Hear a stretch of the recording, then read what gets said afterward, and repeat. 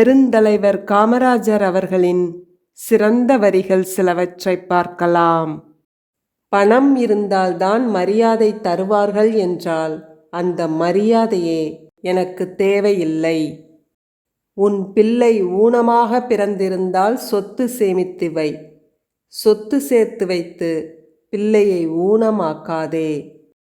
எல்லா மக்களிடமும் குறைபாடுகள் மட்டுமல்ல, ஏதேனும் சிறப்பான திறமைகளும் இருக்கத்தான் செய்யும். அரசு என்பது எல்லா மக்களுக்குமே சொந்தமானது. நாடு உயர்ந்தால் நாமும் உயர்வோம். நாடு வளர்ச்சியடைய வறுமையும் அறியாமையும் அழிய வேண்டும். இவை இரண்டும் அழியாமல் நாடு வளர்ச்சியடைந்து விட்டதாக கூற முடியாது. கடுமையான உழைப்பே மக்களை வறுமையிலிருந்து மீட்கும். சமதர்ம சமுதாயம் மலர வன்முறை தேவையில்லை. அனைவருக்கும் கல்வியும் உழைப்புக்கான வாய்ப்பும் தந்தால் போதுமானது. கஷ்டத்தை அனுபவிக்காமல் எந்த ஒரு மனிதரும் அவரது லட்சியத்தை அடைய முடியாது. ஒன்றை செய்ய விரும்புகிற போது அதை செய்வதற்காகவே இருக்கிறோம் என எண்ண வேண்டும். லட்சியத்தை அடைய அமைதியான வழிகளை பின்பற்ற வேண்டும்.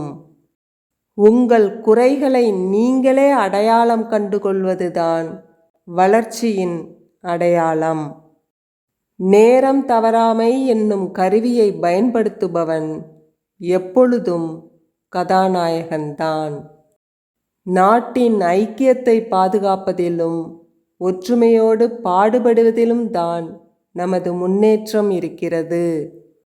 எந்தவிதமான அதிகார வர்க்கத்தில் இருந்தாலும் பொறுப்புணர்ச்சியுடன் செயல்பட வேண்டும். பொறுப்புணர்ச்சி இல்லாத அதிகாரம் நிலைக்காது. சட்டமும் விதிமுறைகளும் மக்களுக்காகவே உருவாக்கப்பட்டவை. சட்டத்துக்காகவும் விதிமுறைகளுக்காகவும் மக்கள் இல்லை.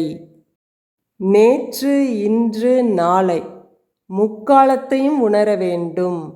நாம் உணர்ந்தால் போதாது, வாலிப வயதினருக்கும் உணர்த்த வேண்டும். மாணவர்கள் அரசியலில் ஈடுபட வேண்டியதில்லை. அரசியல்தான் நாட்டுக்கு அஸ்திவாரம். அரசியல் பற்றி மாணவர்கள் நன்கு தெரிந்து கொள்ள வேண்டும். அரசியலை பற்றி சிந்திக்காமல் இருப்பது ஆபத்தானது. சுதந்திரம் என்றால் பயமில்லாமல் வாழ்வதுதான். பயமில்லாமல் வாழ நியாயமாக நடந்து கொள்ள வேண்டும்.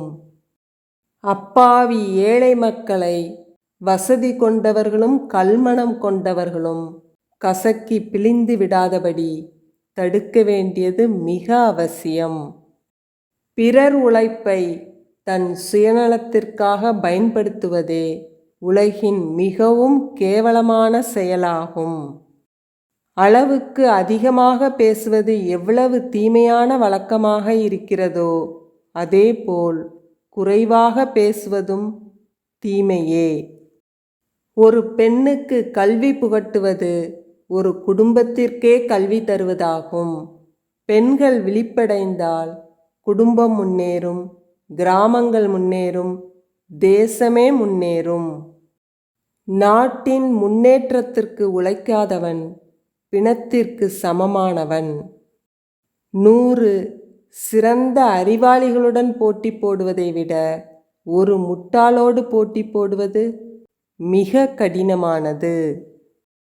எல்லாம் போய்விட்டாலும் வலிமையான உள்ளம் இருந்தால் உலகத்தையே கைப்பற்றலாம்.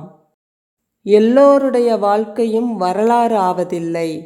வரலாறு ஆனவர்கள் யாரும் தனக்காக வாழ்ந்ததில்லை.